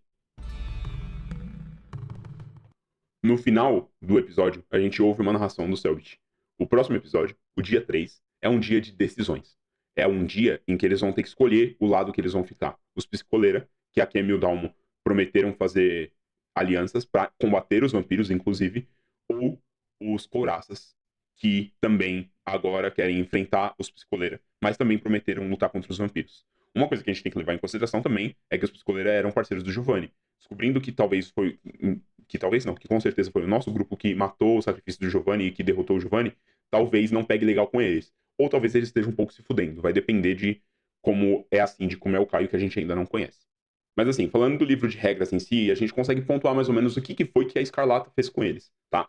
É óbvio, tudo que tá acontecendo no próprio Hexatomb, dentro da Coroa de Espinhos, é um lugar que tá provavelmente com uma membrana mais do que instável. É um lugar em que os rituais, talvez, de sangue tenham mais força, ou eles tenham maior alcance, ou eles sejam potencializados. E também é claramente um lugar em que muitas pessoas fortes estão. E aí, aqui entra também as regras alternativas de conjuração de ritual do Sobrevivendo ao Horror, que claramente é a principal fonte de mecânicas pré-definidas, né, de ordem paranormal, da onde isso está vindo para afetar o nosso RPG que a gente está assistindo. Mas eu acho que, inclusive, a questão da conjuração complexa, de potencializar os rituais, aumentar os efeitos rituais, etc, etc, etc, também tá vogando, tá? Nessa parada toda. E aí, a gente tem um ritual que explica exatamente o que a Escarlata fez com eles, tá? Ou pelo menos o que possivelmente ela fez com eles. E digo mais, isso aqui também mostra pra gente qual é mais ou menos o nível dessa rapaziada. Porque esse ritual é do mesmo círculo que o ritual que o Giovanni possivelmente usou pra fazer aquele clone dele, certo? Já já a gente vai falar do Giovanni. Mas esse é um ritual capturar o coração. Ritual de sangue de quarto círculo. Você, enquanto ocultista, só pode invocar um ritual de quarto círculo a partir do nível de 85% de Nex. Então, assim, a Escarlata não é pouca bosta, tá ligado? Ela deve ter não só uma exposição do caralho, ela deve ser uma puta de uma ocultista, tá ligado? Eu diria, se fosse pra chutar a trilha dela, ocultista flagelador pra caralho, tá ligado? Faz todo sentido pra ela, inclusive. Mas a gente vai falar sobre isso daqui a pouco, falando sobre o Giovanni, tá? Mas esse ritual basicamente diz que você desperta uma paixão doentia e obcecada pelo alvo, certo? Então, assim, tipo, ela que tá invocando o bagulho faz com que o alvo dela fique perdidamente apaixonado por ela. Obsessivamente apaixonado por ela. Então, por isso que eu falei que, tipo, ela considera que a Ana é inútil, porque ela não precisa nem fazer as paradas. A Ana já se entregou 100% pra Escarlata, né? Ou não, ou pode ser que a Ana esteja constantemente sob efeito desse ritual, certo? Mas aqui diz também, você afetado, passa a querer agradar quem invocou o ritual em você a todo custo, mesmo que para isso precise ficar contra seus amigos. No início de cada turno, o alvo tem que fazer um teste de vontade. Se falhar, o alvo tem que seguir as suas ordens, e se ele tiver sucesso por 2 turnos seguidos, o efeito termina e eles estão livres desse ritual. Com certeza, o ritual que a Escarlata usou neles é um ritual muito mais forte, certo? Aqui a gente tem a execução, é padrão, o alvo é uma pessoa, a duração é cena, etc, certo? Mas, rapaziada, vamos lá. Esse aqui é o livro base. Como eu falei, Sobrevivendo ao Horror tem como você melhorar muito o ritual. E essa parada de você ficar contra os seus amigos, ter que seguir ordens, etc., principalmente com o que ela colocou que ela quer que aconteça, vai dar bigode. Aproveitando o ensejo, eu já vou falar exatamente o que eu tô esperando do próximo episódio, certo? Pelo menos do dia 3 como um todo. Pode ser que não seja só um episódio, duvido também que seja, tá? Talvez a gente comece a seguir esse padrão de 2 episódios por dia. Pode ser, tá? No dia 3, coisas que eu acho que vão acontecer. Nessa guerra entre Psicoleira e Encoraçados, a chance do nosso grupo ficar contra o restante, né, Jai e Labirinto ficarem contra o nosso grupo suportando os Psicoleira, existe, tá? E se eu fosse apostar em alguma coisa, vai ser isso. Ou o grupo inteiro fica com os Psicoleira, ou a maior parte do grupo está junto dos Psicoleira, enquanto o Labirinto e a Jai estão do lado dos Coraças. E aí vai dar um bololô. Se eles fossem combater alguma coisa, eu acredito que eles vão acabar indo combater lá na base do circo, tá? Eu acredito que o bololô vai ser lá ou na casa de Taipo. Se for acontecer alguma coisa, tipo, eles se encontrarem no meio do caminho, alguma coisa assim. E aqui, uma condicional. Se ficarem 2 do lado dos Coraças, um do nosso time vai morrer pela mão deles, tá? E se eu fosse apostar, quem morre é o Aguiar. Talvez ali na mão do Labirinto, ou pode ser que morra na mão da Jai. Eu tenho certeza, e aqui, sem condicional, no máximo, entre esse próximo episódio 6 ou o episódio 7, alguém morre, tá? Se for morrer no episódio 6, vai ser no finalzinho. Se for no episódio 7, vai ser no meio do bagulho, tá ligado? No meio do bololô. Alguém vai morrer do nosso time, tá? Pelo menos um. Eu tinha falado no outro episódio que eu vejo pelo menos umas 4 pessoas ou um grupo inteiro morrer. Já morreram 2 pessoas. Morreu ali, na verdade, o grupo inteiro, né? Do Giovanni. Eu não acho que o Cristino é do grupo do Giovanni especificamente. Eu acho que o Giovanni tinha ciência do Cristino, tá ligado? De que o Cristino estaria por lá. Ou eles se comunicaram de alguma forma e não fecharam um acordo de um tá aliado ao outro. Eles iam trabalhar juntos só pra fazer o Hexatomb acontecer. O Cristino conseguiu o que ele quer e o Giovanni conseguiu o que ele quer. Não acho que o Giovanni entrou no Hexatomb com a intenção de ter um time completo. Ele não entrou no Hexatomb com a intenção de trabalhar em equipe, tá ligado? O time dele era simplesmente mais um monte de marionetes. Assim como o time da Escarlata também é um monte de marionetes, beleza? Olhando esse contexto como um todo, dá pra gente imaginar mais algumas outras coisas. Outra coisa que eu tenho quase certeza que vai acontecer é 2 sacrifícios vão morrer. E a gente vai ver essa parada do estigma passando pra outra pessoa. Se eu fosse sugerir alguma coisa, não acho que vai ser por um sacrifício ter se matado, tá? O único sacrifício que eu vejo isso acontecendo, do sacrifício se matar, é o Miasma se matando se a Escarlata morrer, tá ligado? Isso eu vejo acontecendo sim. Do contrário, não imagino que isso venha a acontecer. Mas, se um sacrifício morrer de manhã, eu acredito que também vai ser um dos sacrifícios envolvidos na treta, se eu fosse postar o do Psicoleira. Dessa treta entre Psicoleira e Encoraçados, eu acho que quem ganha é o Psicoleira. Principalmente porque ele vai ter a maior parte do nosso grupo de mascarados, no mínimo, junto, tá? Mas não vai sobrar todo mundo. Alguns deles vão morrer, tá?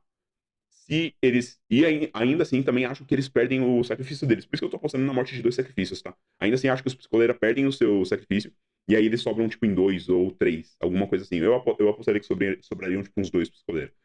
E todos os couraças vão pro saco, tá? E aí a gente vai ter acesso, por exemplo, ao carro deles, essas paradas e as melhorias, as sucatas, etc., que permitiria a gente fortalecer muito a nossa base. Acho que isso pode ser um curso de ação. Então, resumão da ópera. Couraças contra a Psicoleira. Da Psicoleira, com os nossos mascarados juntos, certo? Com um saldo de sobrando 2 Psicoleira de um lado, sem sacrifício, e os couraças indo todos pro saco. Talvez, eu diria que talvez a Escarlata poderia sobreviver, mas eu acho que não, tá? Acho que eles vão acabar todo mundo indo pro saco. Se o nosso grupo se separar e continuar separado no meio dessa batalha, né? Porque, assim, com certeza o grupo inteiro vai se reunir de novo. Eles vão ir pro campo de batalha. E aí, lá no campo de batalha, a Escarlata vai impor a vontade dela sobre Labirinto e Jai. Labirinto, eu acredito que consegue se livrar um pouco mais fácil da vontade da Escarlata, mas ele consegue, com isso, com o tempo, fazer um estrago. Ele conseguiria fazer um ritual ou outro até conseguir se livrar. Lembrando que é um teste por rodada, né? Enquanto não sei se Jai conseguiria, porque Jai tem uma presença baixa, logo a chance de rolar uma vontade alta também, não sei nem se é treinado, é difícil. Então acho que Jai vai ficar muito marionetado em cima da Escarlata. E pode ser que Jai seja a pessoa quem vai matar alguém do nosso grupo, considerando que o nosso grupo não está descansando bem, não está se recuperando bem. Se eu fosse colocar numa lista de morte, Aguiar e Dalmo. O que tá óbvio, né? A gente viu que eles estão bem fodidos nesse último episódio, mas o Dalmo pelo menos tem bastante resistência de dano. Então o Aguiar tá na linha de risco. E eu acho que o Aguiar vai ser o primeiro a morrer do nosso grupo. E eu digo mais, não se surpreendam, ainda faltam 4 dias, tá ligado? A gente tá indo pro 3º dia, faltam 3, certo? Não se surpreendam se até ali, perto do dia 5, o Henry for sequestrado. E quem vai sequestrar ele é o Giovanni. Porque o Giovanni está no bunker, ele esteve lá no bunker o tempo todo. Talvez ele tenha estado no bunker desde antes de abrir o portal. Talvez ele tenha ido muito antes pra lá e já se preparado pro bagulho, tá ligado? E aí, eventualmente, a Cleo foi levada até ele. A Cleo tá lá dentro do bunker presa junto com ele, com certeza também. Aí, assim, tipo, porra, não dá pra especular que a Cleo é malcomunada com o Giovanni, não. Aqui eu já estaria supunhetando demais, assim, muito, muito, muito longe, sem nenhuma base. Então, nesse ponto aqui, eu não quero arriscar, tá ligado? Mas isso é o que eu acho que pode acontecer. Quanto aos vampiros, eu acho que os vampiros eles vão continuar quietinhos, pelo menos durante o dia inteiro, a partir da manhã.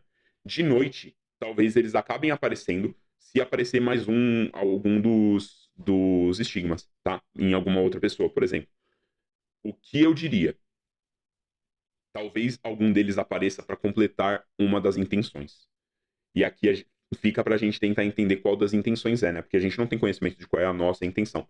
Mas talvez algum deles tenha que aparecer para completar uma das intenções. A gente também tem uma informação que foi jogada ali pelo Pomba, de que tem um deles que parece um cachorro. Então, assim, 100% confirmado, a gente tem um lambizame. Por favor, façam a Bagi encontrar esse lambizame. É pela Bárbara. Por favor. tem um lobisomem junto com o time do Raziel, que faz sentido, né? Uma criatura bestial também, toda envolvida com um gore, uma transformação, os caralho. Então é bem, bem interessante, né? Mas eu diria que no final do episódio 3, talvez o Raziel dê as caras, tá? Talvez a gente finalmente veja o Raziel. Então essas são todas as minhas hot takes para esse próximo episódio. Talvez a gente também descubra um pouquinho mais sobre quem é da Ordem, quem não é, etc. Mas aqui também eu tô jogando muito alto, tá? Se eu fosse colocar uma mão no fogo pra alguma coisa que eu tenho certeza que vai acontecer nesse próximo episódio, essa parada toda do conflito entre Coraças e Psicoleira. Mas vai ter muita sequela depois disso, né? E aí eu fico me questionando se a gente vai continuar com a mesa com menos pessoas ou se alguém vai assumir algum dos outros personagens pra poder ficar junto do nosso time. Não acho que isso vai acontecer. A minha teoria de PVP tá caindo cada vez mais no ranking, mas eu ainda acho que ela pode acontecer. Falando no nosso ranking, vamos lá pro nosso painel de teoria, que a gente tem algumas coisinhas pra poder falar e mexer por ali.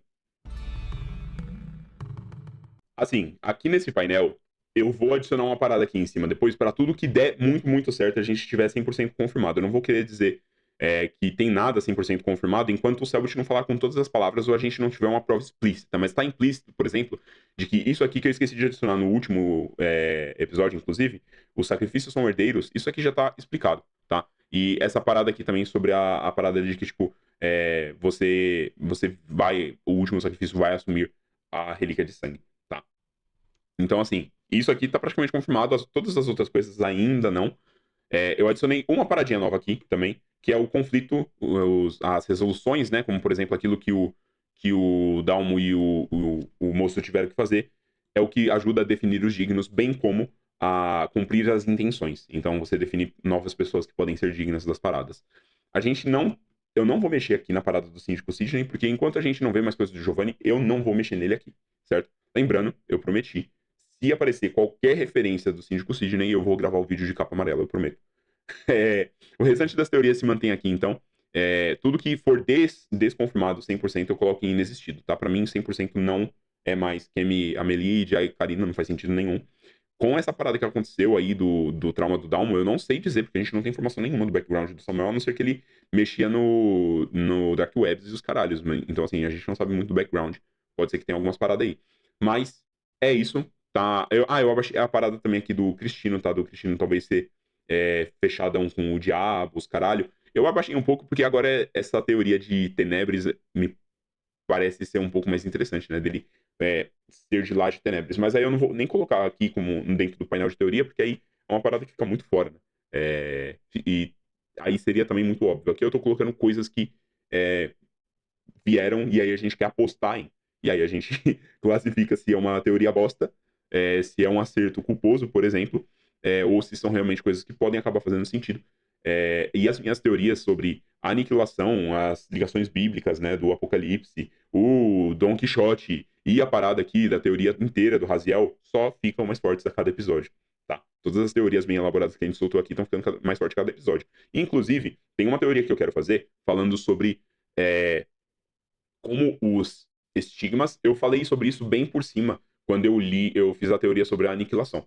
Mas eu quero falar com um pouco mais de detalhe como os símbolos que são partidos durante o Apocalipse, né? Os 7 símbolos que trazem o Apocalipse são partidos e como eles se ligam com os estigmas e os sacrifícios dos cordeiros que estão portando esses estigmas até que se parta o último símbolo. Eu tô falando desde o começo que existe um 7º elemento no Hexatomb e esse vídeo vai ajudar a gente a ligar esses pontos, a ligar os Cavaleiros do Apocalipse com cada com cada uma das intenções, inclusive, e o que pode ser, a gente pode ali até especular o que são as intenções dos outros grupos de acordo com essa parada, com as quebras dos selos, beleza?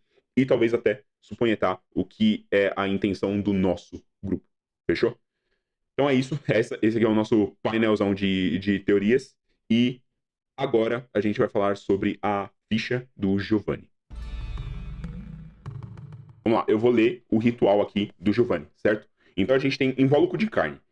Ele é executado com uma ação padrão, alcance curto, o efeito é criar um clone seu e a duração é por uma cena, certo? Esse ritual é um ritual de quarto círculo, o que implica também que o Giovanni é no mínimo 85% de disposição paranormal. Eu acho que a gente pode definir isso como o padrão de Next para todos os personagens do Hexatomb, que são os líderes das equipes, tá? Não sei dizer se, por exemplo, a gente tá seguindo ali uma regra de nível separado de Nex, o que seria interessante, né? Pode até talvez fazer um sentido. Mas, desconsiderando isso, de qualquer forma, o Giovanni é um personagem de nível muito alto para conseguir fazer um ritual como esse. Aqui diz que você manifesta uma poça de sangue no chão, de onde emerge uma cópia sua. Ela é idêntica em aparência e em capacidades. Em termos de jogo, ela tem exatamente as mesmas estatísticas. É como se você pegasse sua ficha e fizesse uma cópia. A única diferença é que ela não tem consciência. Então, intelecto e presença para essa personagem, para esse invólucro de carne, é nulo. Basicamente, tudo que é relacionado a físico e capacidades, então, por exemplo, o que você conhece de ritual, etc., essa criatura tem. Ela só não é capaz de pensar e agir por si só. Você tem que gastar suas ações para controlar essa parada, certo? Esse bagulho aqui, a regra desse ritual não tem nenhuma especificação falando sobre um ritual verdadeiro, um ritual decente, porque geralmente rituais de quarto nível já são a versão verdadeira desse ritual. Mas, assim, a gente tem aqui, né, o alcance é curto. É impossível, né? Eu não acredito que o Giovanni tenha saído do bunker, tá? Essa é a minha suposição. Eu acho que ele não ele tá controlando tudo por Wi-Fi. E aqui a gente já começa a suponhetar algumas coisas, tá? Eu vou falar especificamente já direto do que é a build do Giovanni e o que ele pode ter feito para fazer esse ritual, que é um ritual de alcance curto com tantas limitações, ter alcançado o limite que ele precisa, certo? Vamos considerar, acima de tudo, que o Giovanni não só trabalha com rituais de sangue, até porque seria subestimar a capacidade dele. Giovanni tem claramente ligações com conhecimento também, principalmente por usar adornos dourados e aquela porra daquela gaiola. Aqui a gente tá falando do invólucro dele, tá? Acho que o Giovanni original não usa essa gaiola, ou talvez ele use. Por quê? A gente vê que na gaiola tem um ritual desenhado. Não tem nenhuma explicação de qual ritual é esse, mas eu tenho certeza do ritual que estava dentro dessa gaiola, e essa gaiola é praticamente uma antena. É um Wi-Fi que ajuda também a estender os controles do Giovanni, certo? Eu vou ler qual ritual que é esse. Ritual de possessão, que inclusive, se a gente olhar a imagem dele, ele tem um símbolo de sangue logo na pontinha dele, né? Ele é um ritual padrão também, tem um alcance longo, o alvo é uma pessoa viva ou morta, a duração é 1 dia, certo? Então é um ritual que ele pode ser renovado pra gente manter o controle dia a dia, e aí talvez seja isso que o Giovanni venha fazendo com esse ritual. Também é um ritual de quarto círculo de conhecimento, certo? Você projeta sua consciência no corpo de uma pessoa viva ou morta. Enquanto possuir o alvo, você assume o controle total do corpo. Se tiver vivo, você troca de consciência de lugar e aí o alvo fica desligado lá. Então é uma parada bem similar com o que o nosso grupo fez, né? Talvez seja até um foreshadow do Selbit ter colocado isso de propósito pra gente. E aí, uma parada muito interessante acontece aqui, tá? Em termos de jogo, você continua usando a sua ficha normal, certo? Exceto pelos atributos físicos de agilidade, força, vigor e deslocamento do seu alvo. Se eu invoquei isso aqui no meu simulacro, certo? No meu invólucro de carne, eu tô basicamente pegando as mesmas estatísticas que eu tenho e colocando dentro de um corpo meu. A diferença é que ele tem todas as minhas características físicas, só que agora ele tem o meu cérebro também. E ele continua funcionando. Então eu posso fazer todas as paradas que eu sou capaz de fazer. Eu posso usar os meus rituais, por exemplo, os rituais que talvez o invólucro, por conta própria, não contabilize na limitação de rituais em paralelo. Por exemplo, os rituais de controle mental que com certeza o Giovanni, ou o invólucro, utilizava com o Tarrafa e com o Monstro, certo? Então aqui a gente tem certeza já de qual que é o ritual que ele utilizava. E aí, se o alvo passar no teste de resistência, beleza. Aí entra uma parada aqui, ó. Caso qualquer um dos envolvidos do ritual morra, a mente sobrevivente ficará permanentemente presa no corpo novo, a não ser que use o ritual novamente para voltar ao seu corpo antigo, retornar para o corpo voluntariamente, uma ação livre, certo? Qual que é a parada aqui? Pode ser que o Giovanni esteja ali numa banheira de imersão, tá ligado? A gente tem alguns exemplos aí nos animes mais recentes. A gente tem um exemplo do próprio Mekamaru no Jujutsu. E tem um maluco do Frieren. Eu tenho que lembrar o nome desse cara, mano. Eu olhei o nome dele aqui. O maluco do Frieren é Land, o nome dele. Land. Ele, eventualmente a gente vê lá uma parte lá que é um personagem que, tipo, ele tava o tempo todo só usando um simulacro dele também e ele nunca esteve perto, tá ligado? Tava fazendo bagulho tudo pro Wi-Fi.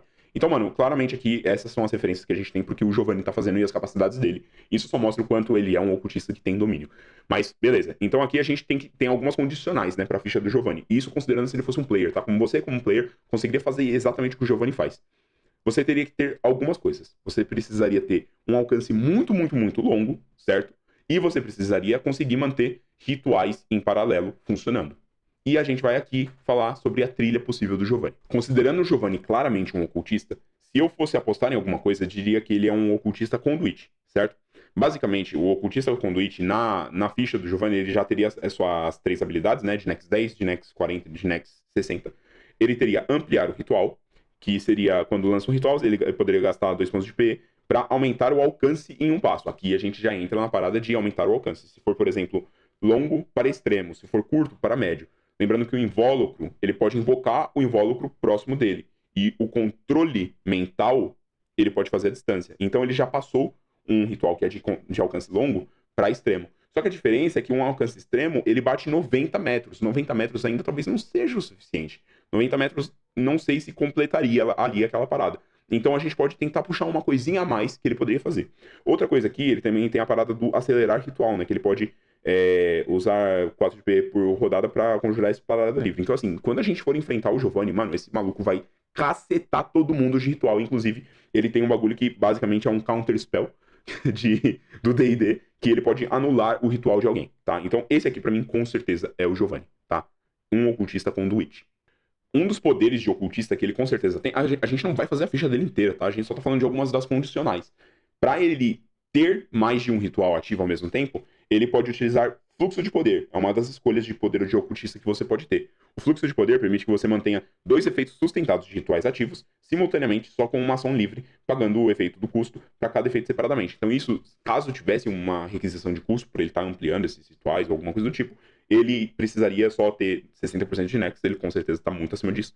E ele consegue manter 2 rituais ao mesmo tempo. Já é mais uma das requisições que está cumprida. Então assim, a gente tem certeza que o Giovanni, ele é um ocultista bem treinado, é um ocultista que consegue ampliar os seus conhecimentos. Assim, a maior parte dessas mecânicas aqui, elas estão dentro do livro base, tá?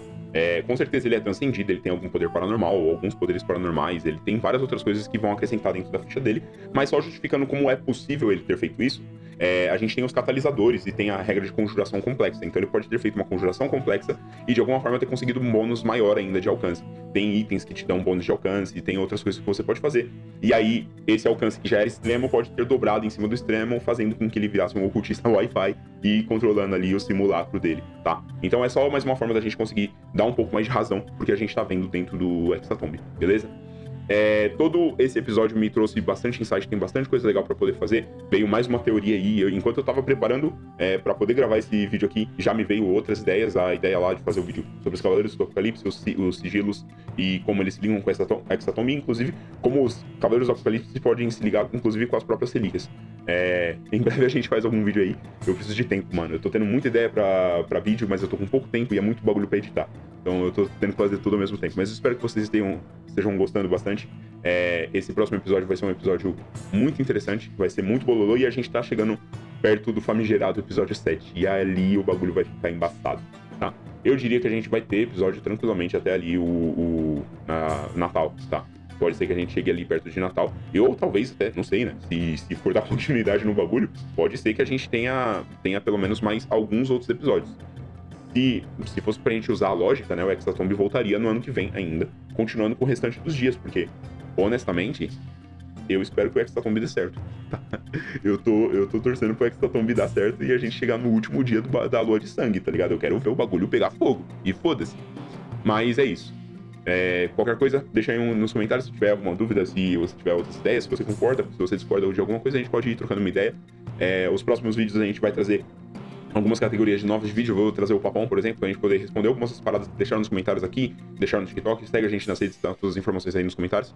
E é isso. Beijocas e até mais.